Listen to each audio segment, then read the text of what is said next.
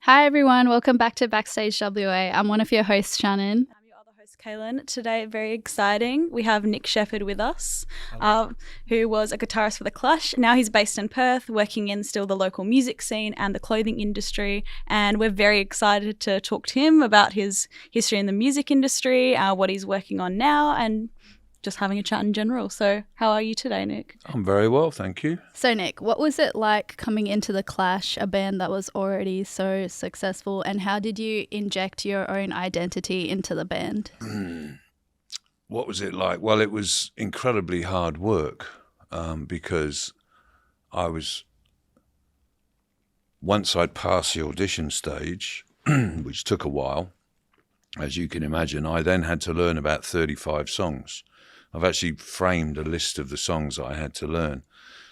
And I had to learn them very quickly because I think I joined in late October and we were playing in late January. We flew out to Los Angeles and started playing. So it was kind of a 3-month period where I learnt their back catalogue and some new songs. So obviously with new material, it's a lot easier to inject yourself because they haven't been written fully. They're not fully formed. So that was an easier prospect and an easier job than injecting yourself into songs that had already been performed for a long time and written by other people. Eventually you do, and obviously you'll find a way in to some songs easier than others. But that some of those songs, it took a long time for me to feel that I sat in them well, if you like. It didn't take me a long time to play them well, but to find that place took, in some cases, a couple of years. Sure. Cut the Crap was the band's final album, of course, and you would have been a lot more involved with that because that was squarely during your time in the band. How did you find that process, especially, they've got such a distinct sound that you're kind of still getting into the flow of touring and everything. How did you find that process? It was a very disappointing experience making that record. Not the songs themselves. The songs themselves I felt were really good, and the process of demoing those songs was quite exciting. I felt really confident going in, but unfortunately the band's manager decided to kind of become one of the band, if you like. So he kind of decided, right, this album is going to be my baby, and he had all these quite contemporary ideas using samples and found noises and a drum machine. And various other things. So he had contemporary ideas, but he wasn't a musician. He didn't have a musical bone in his body, so he didn't really understand how to put it together. So it didn't work. So I found that the process of recording that record very disappointing and very frustrating. And it ultimately broke the band up, that making that album. So you're quite a creatively minded person, obviously, and throughout from working in The Clash those days, throughout your whole life, with music, and then now moving to Perth, and you've been working still a lot of local bands, like working on, again, your own clothing store as well. How do you find that, like, that kind of creativity informs all that stuff that you've been working on throughout your life? I think it's kind of like, it's like having an imagination is what I would put it down to. It's like daydreaming. I think daydreaming is really important. I try to do it as much as possible as opposed to actually working. And I think that's how, I always, if I'm starting a new band or, when I'm in a band, I kind of imagine the world that band lives in, if you like. After I left The Clash, me and a couple of school friends, a couple of guys I went to school with, formed a band in England called Head. And people always used to say, oh, you're from Bristol. And I say, no, we're not. We're from Texas-on-Sea. I made up this world that we lived in.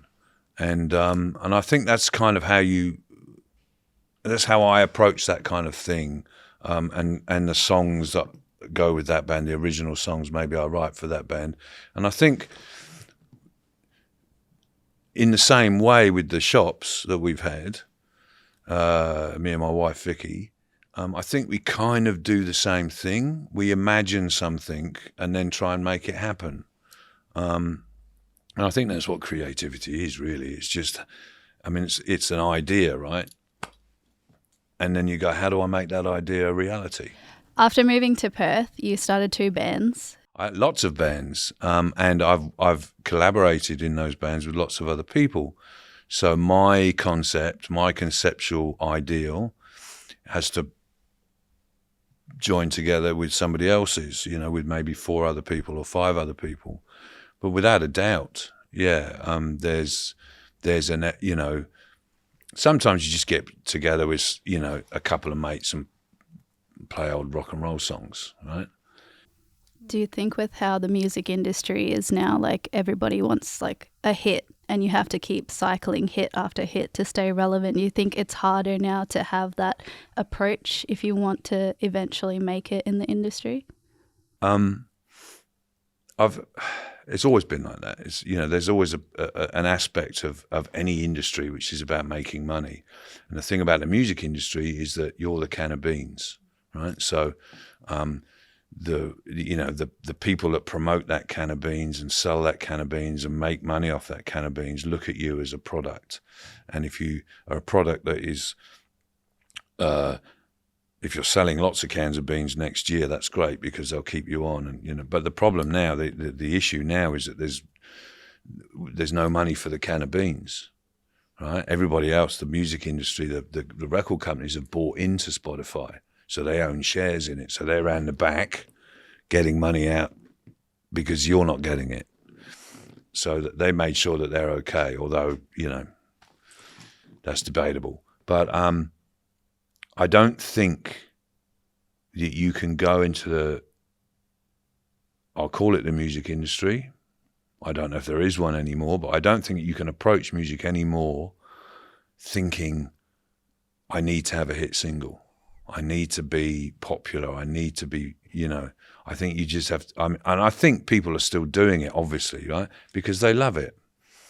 And the trouble is, when you love something, you'll do it for nothing. And that's what people are doing. So I feel very sorry for young artists now because I really don't know how they're going to have any kind of longevity in the industry only playing music. When I was a kid, that's what you did. You could play music. You could just be a musician. A record company would pay you enough money for you to pay yourself a wage. You would make records. They would try and sell them. You'd get royalties. If you had hits, you'd make money off them. I think it's well enough documented now that people are having thousands and millions of streams and hardly making anything. So I think it must be really. It must be I'm lucky. I'm kind of, I'm too old for it to matter, So I'm just kind of sitting there watching this going, oh, Jesus. But musicians have always been ripped off, always. The Beatles were ripped off when they signed their first contract. Chuck Berry had to give half the songwriting credits of his first hit single to a DJ, so it got played on the radio. So it says Chuck Berry, Alan Freed. Alan Freed had nothing to do with the song. Madonna used to make sure that she got writing credits on songs. If you sold a song to Madonna she'd have to have a credit. She'd get it's always been like that. It's just terrible. Is it worse? I don't know. Is it worse? Probably. On the other side of that, though, is all the issues that come with that. On the other side of it is kind of that. The ability to produce music and even get it out there is so much more accessible. Yeah. So even though you have all that difficulty which comes with it, that's with the rise of like bedroom pop and everything, with like anyone can put their music out there, which I think again is just that's one positive to come out of it. Despite all that, and that's how you discover cool people, even though. And they're doing it because they love it. They're not doing it because obviously they're not getting the money from the streams, even if they're... Yeah. There's a democratization of the recording process. It is phenomenal. I made a record last year with my youngest daughter's partner. He lives in New York, I live here, and we were just shooting stems across, the World Wide Web and recording in our respective bedrooms or whatever on our laptops, and we put a record out last year. So it didn't cost a penny in that respect, so that's fantastic. And that side of it starts to balance things out. But it's the idea of people actually making a living from this craft that seems to be kind of gradually fading away, Although you could say, if you look at Tame Impala, that's how he made his first recordings, was in his house, for nothing, if you like. They're my favourite ones, actually. But obviously he's progressed into being one of the biggest acts in the world and headlining Lollapalooza. That's how you make money now, is playing live.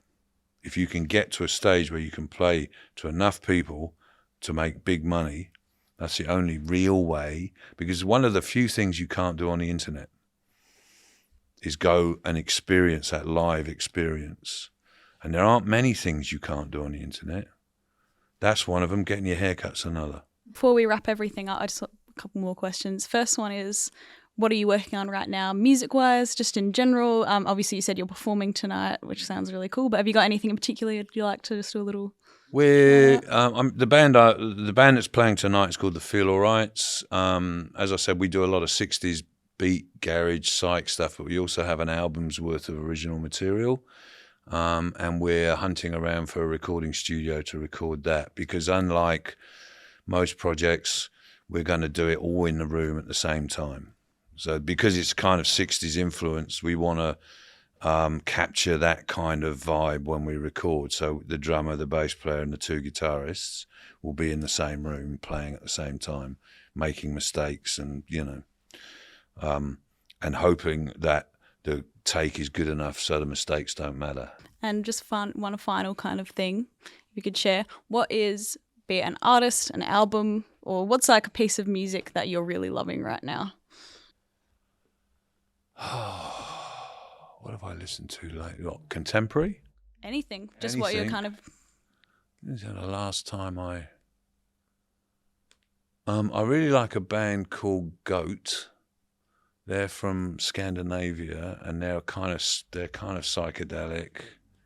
They're really, really weird. But I love them.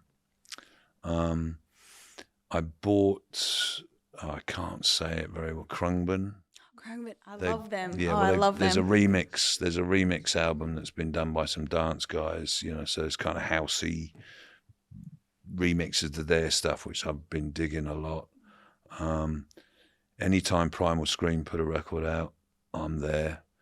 I think that they continue to evolve and they continue to interest me.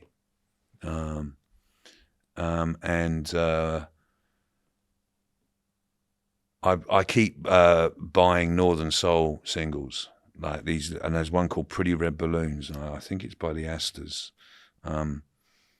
It's this kind of really bubblegum soul, really pretty song, and I'm a sucker for pretty soul music, girls singing, and I'm just a real sucker for that. It just makes me... So, my favourite record of all time is a record called Jack Johnson by Miles Davis. It features John McLaughlin on guitar, and it's probably the best guitar playing I've ever heard, personally, in my life. Thank you so much, Nick, for coming in. It's been a wonderful chat. It's Pleasure. Really great to just hear about your process and history with music. And thank you so much for coming in. It's been a pleasure. Thank you. Awesome. Some of the events we have coming up in Perth is WA Day, where the Whadjuk are going to be performing, and that's on June 5th. Yeah, fresh out of Eurovision. I think my favourite Australian Eurovision entry, actually, that we've had. They were good vibes. There'll also be Birds of Tokyo, Eskimo Joe, a bunch of local favourites there, so it'll be a fun day out. And we've also got the Fremantle Winter Music Festival, which is hosted / sponsored by RTR-FM, who are supporters of us as well. And that will be kind of like from what I read about it, kind of like a bar crawler mixed with live music, which sounds pretty cool. Yeah, very free on brand. And that's 28th and 29th of June, I believe. So we've got 2 of those big events coming up for winter. Now we're talking to Amanda Dow, who's a Perth-born director who spends her time between LA and Perth. How are you, Amanda? I'm fantastic. Thank you. So, Amanda, can you tell us your journey from acting to directing? Because you did start out as an actor and then you made the switch to directing. Yeah. So born and bred in Perth, and left Perth when I was 18 to study at the Australian Film and Television Academy in Sydney. And it was a very different world back then, because back then we generally gave a headshot and went in for auditions. And now, just my view, no one else's view, it's very much a sausage factory. So it's people are going to make a quick buck or make a lot of money off someone, and then they generally die off. It's the whole trained actor thing, I feel like, has kind of gone out the window. And so, I did the whole auditioning thing back in those days. So that was back in the 90s and early 2000s. And then I remember there was a time when I got called in for an audition, and one of the first questions was, how many followers do you have? And I honestly went, nope, just me. I knew what they meant, but I thought, wow, as a trained actor, that was such a scary question to be thrown. And I thought, wow, this is not about trained actors or the caliber of what kind of extensive training we go through. It's now about the followers you can already bring to the room. Very much now, that's absolutely what it is. We know that. They have agencies that have people that just look out for people that have the followers, and they're generally cast. But I thought to myself, you know what? As a trained actor, this isn't an industry that I kind of want to partake in. I'm a little old school, born in the 70s, so I thought, how do I maneuver away from this without losing my entire passion for the industry? And my passion's always to tell story. So I thought, well, to get the acting gigs that we want, we have to generally write. So I started writing short films with roles for myself, which everyone does, I guess, now as well, which is fantastic. And then I started to realize that I actually enjoyed the writing process and the telling of story.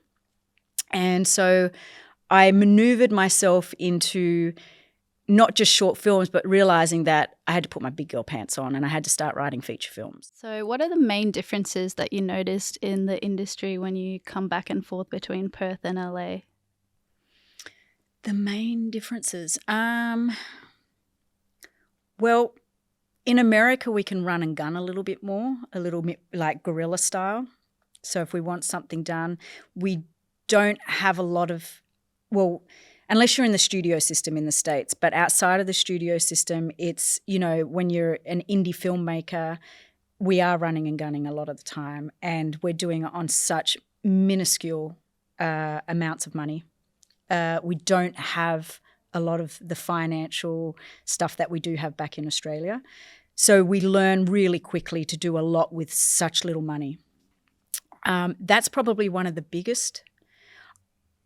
I think that, and this is, people call me biased, but I actually think West Australia has some of the best things in the world. I've lived on the East Coast between Sydney, Melbourne and the Gold Coast. I've lived in London and I've lived in America. And I still am a huge believer that I think WA should be the strongest industry in the world. I think we've got the talent pool for it. We've definitely got the locations and the weather for it. But, we are where we are, and I don't know how we fix that. But that's the biggest difference for us in America, is that we can do things that we're not, there's not a lot of red and black tape unless you're in the studio system. The only thing that you really, really, really, really, really make sure in the States is that you have insurance, and that's imperative. I don't move on a production unless there's insurance put in place. Do you have any other upcoming projects that you want to talk about? Yeah, I just so I have a Christmas comedy drama film based for WA. who I co-wrote and will be co-directing with my partner, Millie Rose Haywood. So we've got a great producing team now, and we've got all the heads of department for WA attached now. And Tanya Chambers came on as our EP, which is fantastic. So we're working really hard on that one to get that up and going. And then I have 2, really close scripts that I've written for WA that, as I said to Ian, I think in the meeting with him, that I'll do everything I can to get those made. Awesome. Thank you so much, Amanda, for joining us. Yeah, of course. Thank you for having me. No worries. Thank you so much for watching today. Please make sure to like and subscribe and share this podcast around. We want to thank our main supporters, which is The Backlot and Limitless Studios. And we have the rest of our supporters in the slides at the end of the show. Thank you for watching. Thanks again.